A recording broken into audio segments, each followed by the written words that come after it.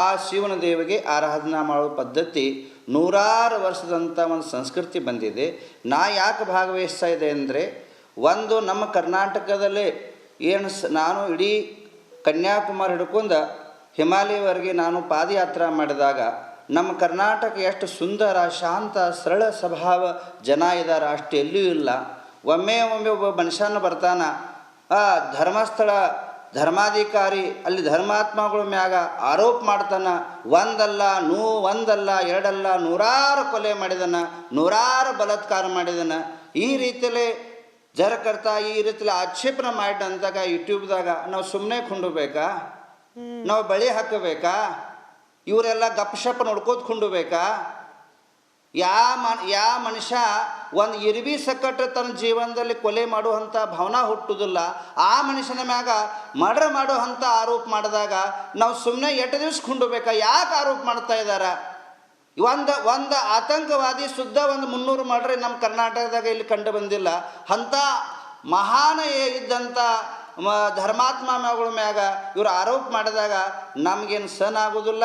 ಮತ್ತು ಇನ್ನು ನೋಡ್ರಿ, ಇದು ನಮ್ಮ ಮಂಜುನಾಥ್ ಜನರಿಗೆ ಇಲ್ಲಿ ಹೋದಂಥ ಒಂದು ಅನ್ನ ಪ್ರಸಾದ ನೀಡಿದವ್ರದ ಋಣ ತೀರಿಸುವಂಥ ಸಮಯ ಬಂದಿದ್ದೆ. ಇಂಥ ಜನರಿಗೆ ತಕ್ಕಂಥ ಪಾಠ ನಾವು ಕಲಿಸ್ತಾವ. ನೋಡ್ರಿ, ಅಹಿಂಸಾವಾದಿ ಇದ್ರೆ ಶುದ್ಧ ಈ ರೀತಿಯಲ್ಲೇ ಉಗ್ರವಾದಂಥ ಆರೋಪ ಮಾಡಿದವರಿಗೆ ನಾವು ಹೋಮ್ ಮಿನಿಸ್ಟರ್ನ ಕೇಳ್ಕೊತಾ ಇದ್ದೇನೆ, ಅದೇ ರೀತಿ ಮುಖ್ಯಮಂತ್ರಿಯವರ ಕೇಳ್ತಾ ಇದ್ದೇನೆ, ಇಂಥ ನೀಚ ಷಡ್ಯಂತ್ರಕಾರಿ ಮನುಷ್ಯರನ್ನ ತತ್ಕ್ಷಣವಾಗಿ ಅರೆಸ್ಟ್ ಮಾಡಬೇಕಾ ಮತ್ತು ದೇಶ ಹಾಕಲ್ಪಟ್ಟಿ ಮಾಡಬೇಕಾ? ಈ ಕರ್ನಾಟಕದ ಬದುಕು ಹಂತ ಅವ್ರಿಗೆ ಯಾವುದೂ ಇದ್ದಂಥ ಸ್ಥಾನಮಾನ ಸಿಗಬಾರ್ದ. ಯಾಕಂದ್ರೆ ಇವತ್ತು ಧರ್ಮಸ್ಥಳ ಇದೆ, ನಾಳೆ ಇದ್ದಂಥ ಮತ್ತೊಂದು ಸ್ಥಳ ಹಿಡಿಯುವಂಥ ಈ ಕುಕ್ಕತ್ತಿಗಳನ್ನ ಇನ್ನು ನಾಕಾಂತರ ವಕೀಲರು ಹಿಡಿದ ನಮ್ಮ ಕರ್ನಾಟಕನ ಅಪಮಾನ ಮಾಡ್ತಾ ಇದ್ದ. ಧರ್ಮಸ್ಥಳ ಅಷ್ಟಲ್ಲ, ನಮ್ಮ ಕರ್ನಾಟಕ ಗೌರವ ಇದ್ದಂಥ ಹಾಳು ಮಾಡ್ತಾ ಇದ್ದಂಥ ಇಂಥ ನೀಚ ಕರ್ತ ಮನುಷ್ಯರನ್ನ ನಮ್ಮ ರಾಜ್ಯದಿಂದ ಹೊರಗಡೆ ತೆಗಿಬೇಕಾ?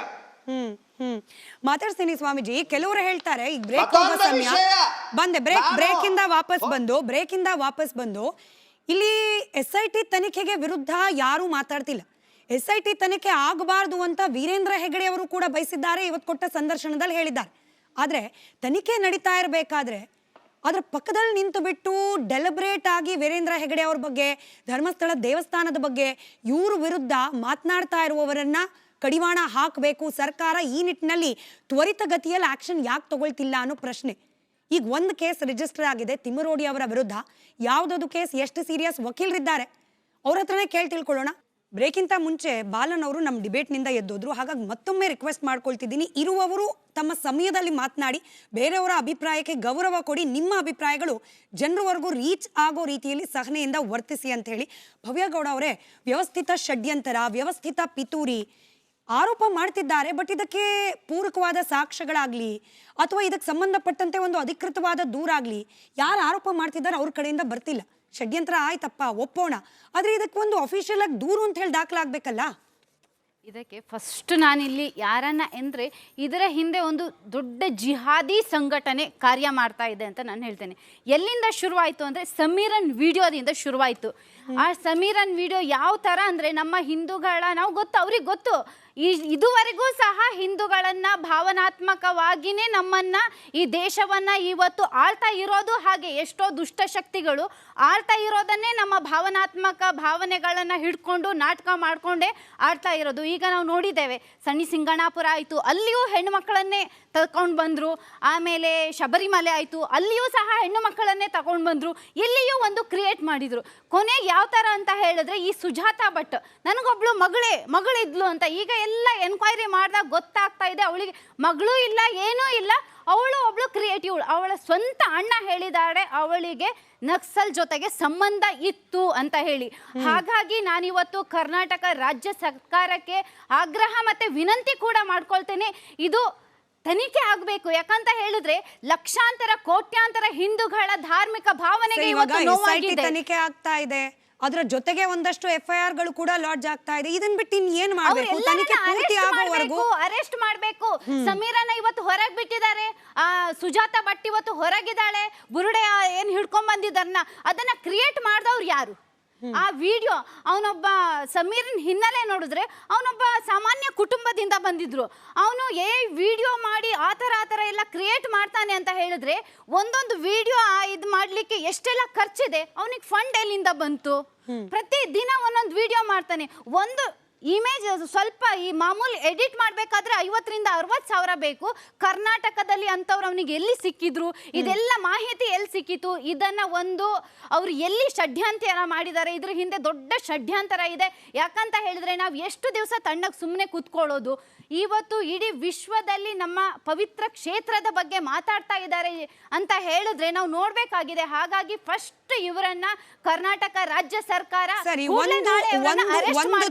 ದಾಖಲಾಗಿದೆ. ಬ್ರಹ್ಮಾವರ ಠಾಣೆಯಲ್ಲಿ ಸಮುದಾಯಗಳ ನಡುವೆ ವೈಮನಸ್ಸು ಮೂಡಿಸ್ತಾ ಇರುವ ಆರೋಪದ ಅಡಿಯಲ್ಲಿ ಜೊತೆಗೆ ಮತ್ತೊಂದಷ್ಟು ಆರೋಪ ಮಾಡಿ ತಿಮ್ಮರೋಡಿ ಅವರ ವಿರುದ್ಧ BNS ನಲ್ಲಿ 196 ಸಬ್ ಕ್ಲಾಸ್ 1 ಹಾಗೆ 352 353 ಸಬ್ ಕ್ಲಾಸ್ 2 ಇದಿಷ್ಟಾದ್ರೆ ಸಾಕಾ?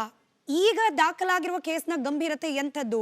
ಷಡ್ಯಂತರ ಹೌದೋ ಇಲ್ವೋ? ಷಡ್ಯಂತರ ಅಂತ ಆರೋಪ ಮಾಡೋರು ಇದ್ರ ವಿರುದ್ಧವಾಗಿ ಕಾನೂನಾತ್ಮಕವಾಗಿ ಸಮರ ಸಾರಲಿಕ್ಕೆ ಅವಕಾಶಗಳು ಇದೆಯಲ್ವಾ? ಅದನ್ನ ಯಾಕೆ ಬಳಕೆ ಮಾಡ್ಕೊಳ್ತಿಲ್ಲ? ಈ ನಿಟ್ಟಿನಲ್ಲಿ ಚರ್ಚೆಯನ್ನು ಮುಂದುವರಿಸ್ತಾ ಗುಣಧರಾನಂದಿ ಮಹಾರಾಜರು ಡಿಬೇಟ್ನಿಂದ ಹೊರಡ್ಬೇಕು, ಅವ್ರಿಗೆ ಬೇರೆ ಕಾರ್ಯ ಇರೋದ್ರಿಂದ ಕ್ವಿಕ್ ರಿಯಾಕ್ಷನ್ ಅವ್ರ ಹತ್ರ ಪಡ್ಕೊಂಡು ನಾನು ಮುಂದಿನ ಪ್ರಶ್ನೆಯನ್ನು ಕೇಳ್ತಾ ಹೋಗ್ತೀನಿ. ಈಗ ಸ್ವಾಮೀಜಿ, SIT ತನಿಖೆ ಆಗ್ತಾ ಇದೆ, ಇದರ ಜೊತೆಯಲ್ಲಿ ಸರ್ಕಾರ ಕೂಡ ಬಹಳ ಕ್ಲಿಯರ್ ಕಟ್ ಆಗಿ ಹೇಳಿದೆ, ಇಲ್ಲಿ ಯಾರ ಪರವಾಗಿಯೋ ಅಥವಾ ಯಾರ ವಿರುದ್ಧವಾಗಿಯೋ ನಿಲ್ಲೋ ಅವಕಾಶಗಳು ಇಲ್ಲವೇ ಇಲ್ಲ. ತನಿಖೆ ಕಂಪ್ಲೀಟ್ ಆದಮೇಲೆ ಯಾರ ವಿರುದ್ಧವಾಗಿ ಆರೋಪ ಸಾಬೀತಾಗುತ್ತೋ ಅವ್ರ ವಿರುದ್ಧ ಕ್ರಮ, ಅಲ್ಲಿವರೆಗೂ ಯಾವುದೇ ರೀತಿಯ ಅಪಪ್ರಚಾರಕ್ಕೆ ಆಸ್ಪದ ಇಲ್ಲ ಅಂತ ಹೇಳಿ. ಈಗ ತನಿಖೆ ಆಗ್ತಿರುವ ಸಂದರ್ಭದಲ್ಲೂ ಹೋರಾಟಗಳ ಅವಶ್ಯಕತೆ ಇದೆಯಾ?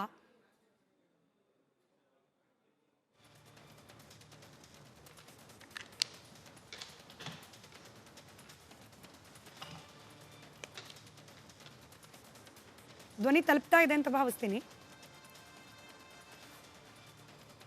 ರೈಟ್, ವಜ್ರದೇಹ ಶ್ರೀಗಳೇ, ನೀವೇ ಉತ್ತರ ಕೊಡ್ಬೋದು ಅದಕ್ಕೆ. ಈಗ ಪ್ರಸ್ತುತವಾದ ಸನ್ನಿವೇಶದಲ್ಲಿ ಸಿಟ್ ತನಿಖೆ ನಡೀತಾ ಇದೆ, ನಮ್ಗೆ ಯಾವುದೇ ಸಂಶಯವಿಲ್ಲ. ಸರಿಯಾಗಿ ತನಿಖೆಯ ಮಜಲ್ನಲ್ಲಿ ಸಾಗ್ತಾ ಇದೆ, ಅದು ಹಾಗೇ ಸಾಗ್ಲಿ. ಹಾಗೆ ಅಂತ ಹೇಳಿ ಮೊನ್ನೆ ಇದೇ ಸೌಂದರ್ಯ ಮುಕುಂದ್ ರಾಜ್ ಅವರು ಈ ಸಿಟ್ ಮೇಲೇನೆ ಸಂಶಯ ವ್ಯಕ್ತಪಡಿಸಿದ್ದಾರೆ. ಅದ್ಯಾಕೆ? ಅವರೊಬ್ಬರು ನ್ಯಾಯವಾದಿಗಳು, ನ್ಯಾಯವಾದದ ಮಾಹಿತಿ ಅವರಿಗಿದೆ. ತನಿಖೆ ಮುಂದುವರೆದು ಆ ತನಿಖೆಯ ವ್ಯವಸ್ಥೆಗಳು ಹೊರಗೆ ಬಂದ ಮೇಲೆ ಇವರು ಅದನ್ನು ಹೇಳಬೇಕಿತ್ತು. ಅದರ ಮಧ್ಯದಲ್ಲಿ ಅವರು ತಂದ್ರು. ಹೀಗೆ ಆರೋಪಗಳು ಬರ್ತಾನೆ ಇದೆ. ಈ ಆರೋಪಗಳ ಬಗ್ಗೆ ಯಾರೋ ಒಬ್ರು ಮಾತಾಡಿದ್ರೆ ಅದು ತಪ್ಪು ಅಂತ ಭಾವಿಸಿಕೊಳ್ಳುವವರಾದ್ರೆ ಅವ್ರೇನು ಹೇಳ್ತಿದ್ದಾರೆ, ಅವ್ರಿಗೆ ಅನುಮಾನ ಯಾಕೆ ಬಂತು ಅನ್ನೋದನ್ನ ಹೇಳ್ತಿದ್ದಾರೆ. ನಾನು ಇದೇ ಚಾನೆಲ್ ಅಲ್ಲಿ ಮೊದಲನೇ ಬಾರಿಗೆ ಅದನ್ನ ಹೇಳಿರುವಂತ ವಿಚಾರ, ಬೆಟ್ಟದಪುರ ಪೊಲೀಸ್ ಠಾಣೆ ಪ್ರಕರಣದಲ್ಲಿ ಸುಳ್ಳು ಆರೋಪವನ್ನು ಹೊರಿಸಿ ಒಬ್ಬ ಅಮಾಯಕನನ್ನು 2 ವರ್ಷ ಜೈಲಿಗೆ ಕಳಿಸಿದ್ರು. ಅದರಲ್ಲಿರುವಂಥ ಜಿತೇಂದ್ರ ಕುಮಾರ್ ದಯಾಮ ಅವರು ಪ್ರೊಬೇಷನರಿ PSI ಆಗಿದ್ದಂಥ ಸಂದರ್ಭದಲ್ಲಿ ಆ ಸುಳ್ಳು ಚಾರ್ಜ್ ಶೀಟನ್ನು ಹಾಕಿದ್ದಾರೆ. ಅವ್ರ ವಿರುದ್ಧ ನ್ಯಾಯಾಲಯ ಡಿಪಾರ್ಟ್ಮೆಂಟಲ್ ಎನ್ಕ್ವೈರಿ ಮಾಡಿ ಅಂತ ಆದೇಶ ಕೊಟ್ಟಿದೆ. ಇದ್ರ ಬಗ್ಗೆ ನಾನು DG IGP ಅವ್ರಿಗೆ ದೂರನ್ನು ಕೂಡ ಕೊಟ್ಟಿದ್ದೀನಿ. ಎಂಟೈರ್ SIT ಬಗ್ಗೆ ಮಾತಾಡ್ತಾ ಇಲ್ಲ, ಅಲ್ಲಿರುವಂತ ಒಬ್ಬ ಅಧಿಕಾರಿ ವಿರುದ್ಧ ಡಿಪಾರ್ಟ್ಮೆಂಟಲ್ ಎನ್ಕ್ವೈರಿ ಮಾಡೋದಕ್ಕೆ ನ್ಯಾಯಾಲಯ ಆದೇಶ ಕೊಟ್ಟಿದೆ. ಅದನ್ನ ಸಂಬಂಧಪಟ್ಟಂತ ಲಾಯರ್ಗಳು ಕೂಡ ಅದನ್ನ ಹೇಳಿದ್ದಾರೆ. ಸ್ವಾಮೀಜಿ ಮುಂದುವರಿಸಲಿ. ಆಮೇಲೆ ಸಿಟ್ ತನಿಖೆಗಳು ಆರಂಭ ಆಗಿದೆ. ಆರಂಭ ಆದ ಮೇಲೆ ಏನು ಸಿಗದೆ ಇರುವಂತಹ ಸಂದರ್ಭದಲ್ಲಿ, ಸಿಟ್ ಏನು ಹೇಳದೇ ಇರುವಂತಹ ಸಂದರ್ಭದಲ್ಲಿ ಯೂಟ್ಯೂಬರ್ಗಳು ಧರ್ಮಸ್ಥಳಕ್ಕೆ ಬರ್ತಾರೆ, ಅದನ್ನ ಒಂಥರ ಪ್ರಪಗಾಂಡ ಮಾಡಿ ಹಾಕ್ತಾರೆ. ಇದು ಯಾಕೆ? ಇದ್ರ ಬಗ್ಗೆ ಪ್ರಶ್ನೆ ಯಾಕೆ ಮಾಡಬಾರದು? ಇದು ಒಂದು. ನೀವು ಕೇಳಿದ್ರೆ ಒಳ್ಳೆ ಪ್ರಶ್ನೆ, ಯಾಕೆ ನಿಮ್ಗೆ ಈ ಸಂಶಯಗಳಿಂದ ನೀವುಗಳು ಹೋರಾಟಕ್ಕೆ ಹಚ್ಚಿದ್ದೀರಿ ಅಂತ ನೀವು ಕೇಳ್ತೀರಿ. ನಾವು ಧಾರ್ಮಿಕವಾಗಿ ನಂಬಿಕಾಸಕ್ತರು, ನಾವು ಬಹಳ ವರ್ಷಗಳಿಂದ ಆ ಕ್ಷೇತ್ರವನ್ನ ಬಲ್ಲೆವು, ನಮ್ಗೆ ಗೊತ್ತಿದೆ. ಹಾಗಿರುವುದರಿಂದ ಅಂತಹ ಕ್ಷೇತ್ರದ ಮೇಲೆ ಒಂದು ಅಪಚಾರಗಳು ಬಂದಾಗ ಸಿಟ್ ತನಿಖೆ ಮಾಡ್ತಾ ಇರುವ ಕಾಲಘಟ್ಟದಲ್ಲೇ ಇವರು ಬಂದು 100 ಸಿಕ್ಕಿದೆ 200 ಸಿಕ್ಕಿದೆ ಅಂತ ಹೇಳಿ ಯಾಕೆ ಅಪಚಾರ ಮಾಡಬೇಕು? ಇದನ್ನು ನಾವು ಪ್ರಶ್ನೆ ಮಾಡಿದ್ರೆ ಏನ್ ತಪ್ಪು? ಹಾಗಾಗಿ ಇದಕ್ಕೂ ಒಂದು ಆಂದೋಲನ ಶುರುವಾಗ್ಲಿ. ನಮ್ಮ ನಂಬಿಕೆಯನ್ನ ಹಾಳು ಮಾಡಿದಂತ ಇಂತಹ ವ್ಯಕ್ತಿಗಳ ವಿರುದ್ಧ ಸುಮೋಟೋ ಕೇಸ್ ದಾಖಲು ಯಾಕಾಗಿಲ್ಲ? ಒಬ್ರು ಆಡಳಿತ ಪಕ್ಷದ ಒಬ್ರು ನಿಯತ್ತಿನ ಚಿತ್ರನಟಿಯವರು, ಅವರ ಮೇಲೆ ಅವರು ಒಂದು ದೂರು ಕೊಡ್ತಾರೆ, 10-20 ಮಂದಿಯನ್ನು ಅರೆಸ್ಟ್ ಮಾಡ್ತಾರೆ. ಅದೇ ಧರ್ಮಸ್ಥಳದಲ್ಲಿ ಇಷ್ಟು ದಿವಸಗಳಿಂದ ಆರೋಪ ಮಾಡಿದವರ ಮೇಲೆ ಯಾಕೆ ಸುಮೋಟೋ ಪ್ರಕರಣ ದಾಖಲಾಗಿಲ್ಲ? ಇದು ಸಂಶಯ ತಾನೇ. ಸರಿ, ಗುಣಧರಾನಂದಿ ಮಹಾರಾಜರಿಗೆ ನನ್ನ ಧ್ವನಿ ತಲುಪ್ತಾ ಇದೆ ಅಂತ ಭಾವಿಸ್ತೀನಿ. ಈಗ ತನಿಖೆ ನಡೀತಿರೋ ಸಂದರ್ಭದಲ್ಲಿ ಹೋರಾಟಕ್ಕೆ ಇಳಿಯೋದು ಅದರಲ್ಲೂ ಧರ್ಮಗುರುಗಳು ಮಠಾಧೀಶರು ಈ ರೀತಿಯಾಗಿ ಹೋರಾಟಕ್ಕೆ ಧುಮುಕೋದು ಅವಶ್ಯಕತೆ ಇದೆಯಾ ಅಂತ ಹೇಳಿ, ಅಂದ್ರೆ ತನಿಖೆಯನ್ನ ನೀವು ವಿರೋಧಿಸ್ತಿದ್ದೀರಿ ಅಂತ ಎಲ್ಲೋ ಒಂದ್ ಕಡೆ ಸಂದೇಶ ಹೋಗ್ಬಿಡುತ್ತಾ ಅನ್ನೋ ಅನುಮಾನ.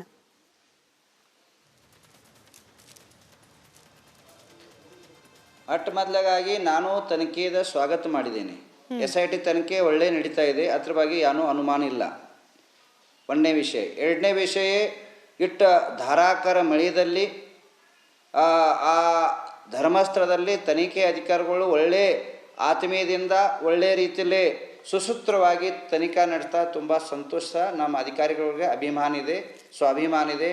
ಇಂಥ ಅಧಿಕಾರಿಗಳು ಸುದ್ದ ನಮ್ಮ ಕರ್ನಾಟಕದಲ್ಲಿ ಯಾವ ಪ್ರಕಾರ ಪ್ರಕೃತಿ ವಿಕೋಪ ಇದ್ರೂ ಸುದ್ದ ಒಂದು ಸತ್ತಿಗೆ ಮಾರ್ಗ ತೋರಿಸೋ ಸಲುವಾಗಿ ನಡೀತಾ ಇದ್ದಾರೆ.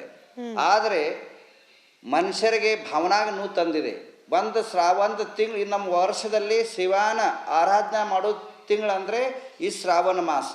ಈ ಶ್ರಾವಣ ಮಾಸ ಒಂದು ವರ್ಷನಾಗ ಪೂರ ಹಾಳು ಮಾಡಿ ಒಗದ್ರ ಈ ಷಡ್ಯಂತ್ರಿಕಾರಿಗಳ.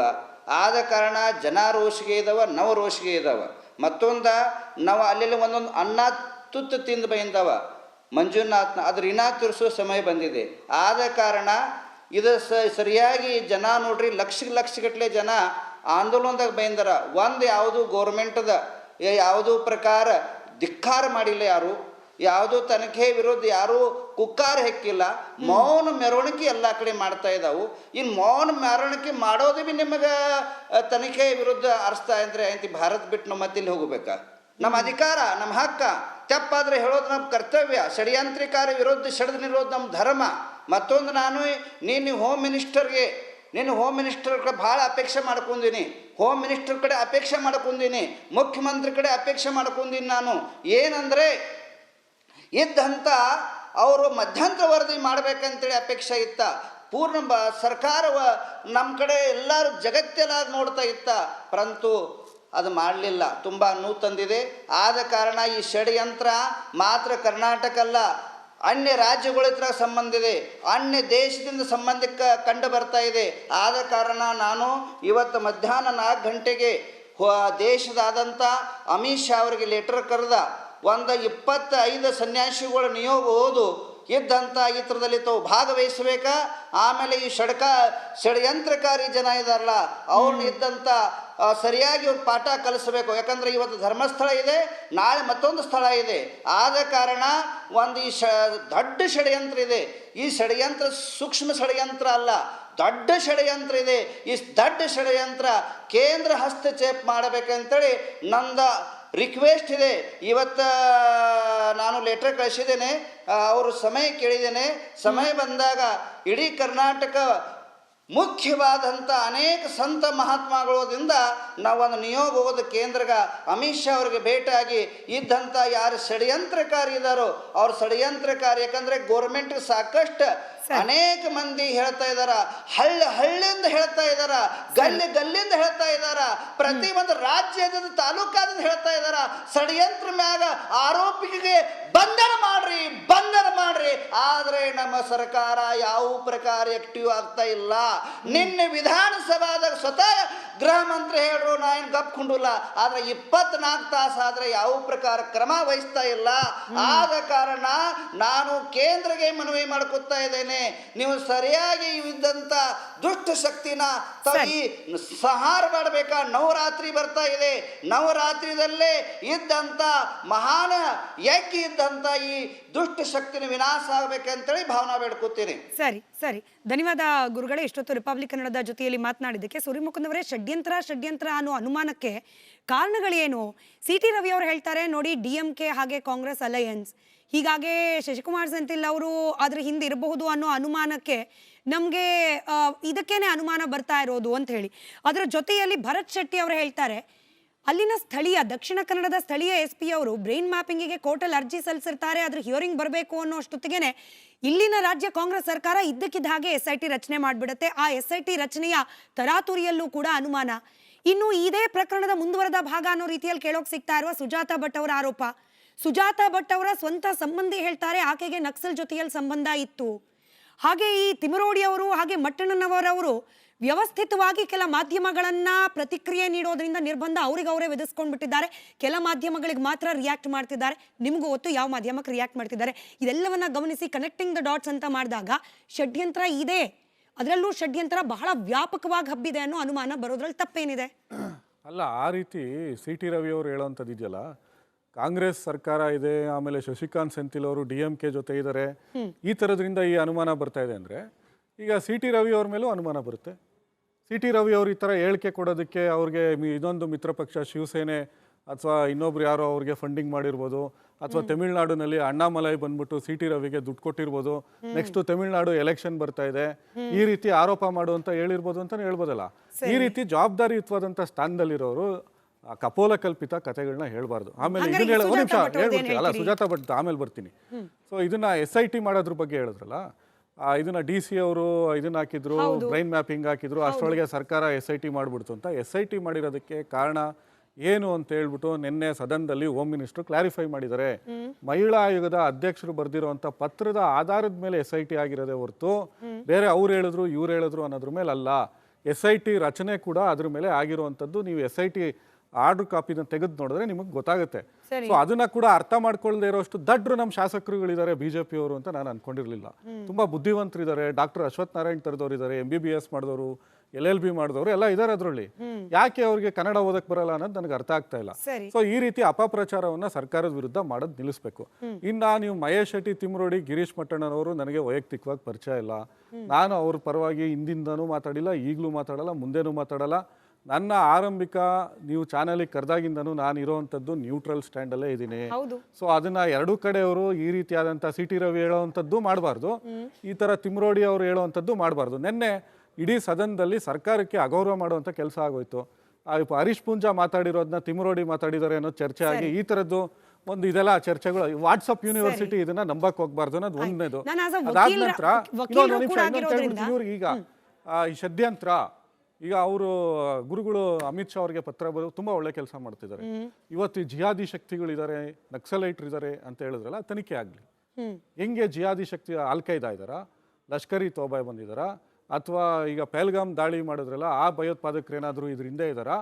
ಇವತ್ತು ನರೇಂದ್ರ ಮೋದಿ ಅವರ ಸರ್ಕಾರ ಕೇಂದ್ರದಲ್ಲಿ ಆಡಳಿತ ನಡೆಸುವಂತ ಸರ್ಕಾರ ಇರಬೇಕಾದ್ರೆ ಈ ರೀತಿ ಹೊರಗಡೆ ಇರುವಂತ ಷಡ್ಯಂತ್ರಗಳು, ಜಿಹಾದಿ ಶಕ್ತಿಗಳು ಹೇಗೆ ಭಾರತಕ್ಕೆ ಪ್ರವೇಶ ಮಾಡ್ತಾ ಇದಾವೆ, ಇದು ತನಿಖೆ ಆಗಬೇಕು. NIA ತನಿಖೆ ಮಾಡಲಿ, CBI ಬರಲಿ, ED ಬರಲಿ, IT ಬರಲಿ, ಎಲೆಕ್ಷನ್ ಕಮಿಷನ್ ಕರ್ಕೊಂಡ್ಬಂದ್ಬಿಡ್ಲಿ. ಇರ್ಬೇಕಾದ್ರೆ ಯಾರ್ಯಾರು ಇದಾರೋ ಎಲ್ಲಾರನ್ನೂ ಕರ್ಕೊಂಡ್ಬರ್ಲಿ.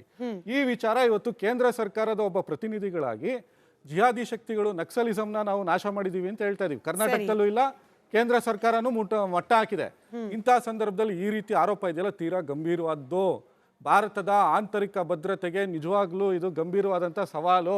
ಇದ್ರ ಬಗ್ಗೆ ತನಿಖೆ ಆಗ್ಲೇಬೇಕು. ಅಮಿತ್ ಶಾ ಅವರಿಗೆ ಪತ್ರ ಬರೆದು ಒಳ್ಳೆ ಕೆಲಸ ಮಾಡಿದ್ದಾರೆ, ಇದನ್ನ ನಾನು ಸ್ವಾಗತಿಸ್ತೀನಿ. ಇಂಥ ಯಾರು ಷಡ್ಯಂತ್ರ ಮಾಡ್ತಿದ್ದಾರೆ, ಯಾರು ಜಿಹಾದಿ ಶಕ್ತಿಗಳಿದ್ದಾರೆ, ಅವ್ರನ್ನ ಒದ್ದು ಒಳಗಡೆ ಹಾಕಿ NIA ತನಿಖೆನೇ ಮಾಡಿ, CBI ತನಿಖೆನೂ ಮಾಡಿ. ಅದ್ರ ಬಗ್ಗೆ ನಮ್ದೇ ಆದಂತ ಆಕ್ಷೇಪಣೆಗಳಿಲ್ಲ. ಸೊ ಇನ್ನ ಇದು ಈ ಅಪಪ್ರಚಾರಗಳು, ಯೂಟ್ಯೂಬರ್ಸ್ ಬಗ್ಗೆ ಮಾತಾಡಿದ್ರು. ಈಗ ಸಮೀರ್ ವಿರುದ್ಧ ಸುಮೋಟೋ ಪ್ರಕರಣವನ್ನ ದಾಖಲು ಮಾಡಿರುವಂತದ್ದು ನಿಮಗೂ ಗೊತ್ತಿದೆ. ನಂತರ ಹೈಕೋರ್ಟ್ ಅಲ್ಲಿ ನಾಗಪ್ರಸನ್ನ ಸರ್, ಇವಾಗ ಬ್ರಹ್ಮಾವರ ಠಾಣೆಯಲ್ಲಿ ದಾಖಲಾಗಿರೋ ಕೇಸು BNS 196 ಏನ್ ಹೇಳುತ್ತೆ, 352 ಏನ್ ಹೇಳುತ್ತೆ, 353 ಏನ್ ಹೇಳುತ್ತೆ? ಧಾರ್ಮಿಕ ಭಾವನೆಗಳನ್ನ ಕದಡುವಂತದ್ದು, ಎರಡು ಗುಂಪುಗಳ ನಡುವೆ ದ್ವೇಷವನ್ನ ಮೂಡಿಸುವಂತದ್ದು. ಸೊ ಇದ್ರ ವಿರುದ್ಧ ಆಗಿರುವಂತ ಪ್ರಕರಣ ಇದು ಅರೆಸ್ಟ್ ಆಗೋಷ್ಟು ಗಂಭೀರವಾದ ಪ್ರಕರಣ ಅಥವಾ ಸೆಕ್ಷನ್ಗಳ ಅಡಿಯಲ್ಲಿ ಕೇಸ್ ದಾಖಲಾಗಿರೋದ? ಅದಕ್ಕೆ 3 ವರ್ಷದವರೆಗೂ ಗರಿಷ್ಠವಾದಂತ ಶಿಕ್ಷೆಯನ್ನ ವಿಧಿಸಬಹುದು. ಸೊ ಅದಕ್ಕೆ ನಾನ್ ಬೇಲೇಬಲ್ ಅಫೆನ್ಸೆ. ಬಟ್ ಆದ್ರೆ ದಾಖಲಾಗಿರುವಂತ ಪ್ರಕರಣವನ್ನ ಪೊಲೀಸ್ನವರು ಅವರ ಹೇಳಿಕೆಯನ್ನ ನೋಡ್ಬೇಕಾಗುತ್ತೆ. ಯಾಕೆಂದ್ರೆ ನಿನ್ನೆ ಆಗಿರುವಂತ ಅಚಾತುರ್ಯ ಆಗ್ಬಾರ್ದು. ಸೊ ಮಹೇಶ್ ಶೆಟ್ಟಿ, ತಿಮ್ರೋಡಿ ಏನ್ ಹೇಳಿಕೆ ಕೊಟ್ಟಿದ್ದಾರೆ, ಯಾವ ಧರ್ಮದ ವಿರುದ್ಧ ಮಾತಾಡಿದ್ದಾರೆ, ಅದನ್ನ ಯಾರಿಗೆ ಧಾರ್ಮಿಕ ಭಾವನೆಗಳಿಗೆ ನೋವು, ಇದು ಸುಮೋಟೋ ಪ್ರಕರಣ. ಇದು ಒಬ್ಬ ಜೈನ ಅವನ ಕೈಯಲ್ಲಿ ಏನು ಹಿಂಗೆ ಹೇಳಿರೋದು, ನಾನು ಆ ಪೀಠಕ್ಕೆ ಗೌರವ, ಆ ಕ್ಷೇತ್ರಕ್ಕೆ ಗೌರವದೊಂದಿಗೆ ಅವ್ರು ಹೇಳಿರೋ ಪದಗಳನ್ನ ರಿಪೀಟ್ ಮಾಡ್ತಾ ಇದ್ದೀನಿ. ಒಬ್ಬ ಜೈನನ ಕೈಯಲ್ಲಿ ಒಂದು ಹಿಂದೂ ಧಾರ್ಮಿಕ ಶ್ರದ್ಧಾ ಕೇಂದ್ರ ಯಾಕಿರ್ಬೇಕು ಅನ್ನೋ ಹೇಳಿಕೆ, ಇದನ್ನ ಖಂಡಿಸಿ ದಾಖಲಾಗಿರುವ ದೂರು. ಅಲ್ಲ, ಅದು ಅವ್ರಿಗೆ ನಿಜವಾಗ್ಲೂ ವೀರೇಂದ್ರ ಹೆಗ್ಗಡೆ ಅವ್ರಿಗೆ ಮತ್ತೆ ಅವ್ರ ಕುಟುಂಬಕ್ಕೆ ಈ ರೀತಿ ಹೇಳಿಕೆಗಳಿಂದ ನೋವಾಗೇ ಆಗುತ್ತೆ. ಯಾರದೇ ವಿರುದ್ಧ ಆಗ್ಲಿ ಅಂತ ಹೇಳಿಕೆಗಳನ್ನ ಕೊಡಬಾರ್ದು. ಧಾರ್ಮಿಕ ಕ್ಷೇತ್ರಗಳನ್ನ ಇವತ್ತು ತನಿಖೆ ಆಗುವಂತ ಬೇರೆ ಪ್ರಕರಣದಲ್ಲಿ ತೋರಿಸುವಷ್ಟು ಸ್ವಿಫ್ಟ್ನೆಸ್, ಪೊಲೀಸ್ ಡಿಪಾರ್ಟ್ಮೆಂಟ್ ಬೇರೆ ಪ್ರಕರಣದಲ್ಲಿ ತೋರಿಸುವಷ್ಟು ಸ್ವಿಫ್ಟ್ನೆಸ್, ಈ ಕೇಸ್ ದಾಖಲಾಗಿದ್ರು ಕೂಡ ತಿಮ್ರೋಡಿ ಅವರ ವಿರುದ್ಧ ಏನು ಕ್ರಮ ಇಲ್ಲ. ತಿಮ್ರೋಡಿ ವಿರುದ್ಧ ಧರ್ಮಸ್ಥಳದ ವೀರೇಂದ್ರ ಹೆಗಡೆ ಅವರ ಸಹೋದರನೇ 3-4 ಕಂಪ್ಲೇಂಟ್ಗಳನ್ನ ಕೊಟ್ಟರು. ನ್ಯಾಯಾಲಯದಲ್ಲಿ PCR ಕೂಡ ಹಾಕಿದ್ರು. ಹೈಕೋರ್ಟ್ ಸುಪ್ರೀಂ ಕೋರ್ಟಲ್ಲಿ ಸ್ಟೇ ಮಾಡಿಸ್ಕೊಂಡ್ ಬಂದಿದ್ದಾರೆ. ಸೊ ಈ ದಾಖಲೆಗಳನ್ನ ಕೂಡ ಯಾರಿಗೆ ಇವತ್ತು ಏನು ನೋವಾಗಿದೆ ಅವರ ಭಾವನೆಗಳನ್ನ ಹರ್ಟ್ ಮಾಡುವಂತ ಕೆಲಸವನ್ನ ಯಾರು ಮಾಡಬಾರ್ದು. ಇವತ್ತು ತನಿಖೆ ಮಾಡುವಂತ ಸಂದರ್ಭದಲ್ಲಿ ಇವು ಯಾರ ವಿರುದ್ಧನೂ ಹೇಳಿಕೆ ಕೊಟ್ಟೇ ಇಲ್ಲ ಅನ್ನೋದು ಗೊತ್ತಿರುವಂತ ಭವ್ಯಗೌಡವ್ರೆ, ವಿಚಾರ. ಈಗ ಧರ್ಮಸ್ಥಳ ಉಳಿಸಿ ಧಾರ್ಮಿಕ ಕೇಂದ್ರವನ್ನ ಉಳಿಸಿ ಅನ್ನೋ ಹೋರಾಟಗಳು ಒಂದಷ್ಟು ಸದ್ದು ಮಾಡಬಹುದು ಅನ್ನೋದನ್ನ ಹೊರತುಪಡಿಸಿದ್ರೆ ಕಾನೂನಾತ್ಮಕ ಪ್ರಕ್ರಿಯೆಗಳ ಮೇಲಂತೂ ಪ್ರಭಾವ ಬೀರೋದಿಲ್ಲ. ಹಾಗೆ ಆ ತನಿಖೆ ನಡೀತಾ ಇರುವ ಹಾದಿಯನ್ನಂತೂ ಬದಲಾಯಿಸ್ಲಿಕ್ಕೆ ಸಾಧ್ಯ ಇಲ್ಲ. ಸೊ ಯಾವ ಪ್ರತಿಫಲದ ನಿರೀಕ್ಷೆಯಿಂದ ಈ ಹೋರಾಟಗಳಾಗ್ತಾ ಇದೆ, ಈ ಆಂದೋಲನಗಳಾಗ್ತಾ ಇದೆ? ಖಂಡಿತ ನಾವು ಹೋರಾಟ ಮಾಡಿದ ಪ್ರತಿಫಲವೇ ಇದೆಲ್ಲ ಹೊರಗೆ ಬರ್ತಾ ಇರೋದು. ಇವತ್ತು ಏನು ಹೋರಾಟದ ಪರಿಣಾಮವಾಗಿಯೇ ಏನೀಗ ಅನನ್ಯ ಭಟ್ ಇರ್ಬೋದು, ಇವರೆಲ್ಲದ ಏನು ಜಾಹೀರ ಮಾಡ್ತಾ ಇರೋದೇನೆ ನಮ್ಮ ಹಿಂದೂ ಪರ ಸಂಘಟನೆ ಇರ್ಬೋದು, ಅದ್ರ ಜಾಲಾಡಿದ್ದೇ ನಮ್ಮ ಸಂಘಟನೆಯವರು. ಹಾಗಾಗಿ ಕರ್ನಾಟಕದಲ್ಲಿ ಇರುವಂತಹ ಪ್ರತಿಯೊಬ್ಬ ಏನು ಧರ್ಮಸ್ಥಳದ ಭಕ್ತರಿರ್ಬೋದು, ಪ್ರತಿಯೊಬ್ಬ ಹಿಂದೂಗಳಿಗೂ ನೋವಾಗಿದೆ. ನಾನು ಸರ್ಕಾರಕ್ಕೆ ಆಗ್ರಹ ಮಾಡ್ತಾ ಇದ್ದೇನೆ, ಫಸ್ಟು ಏನು ಈ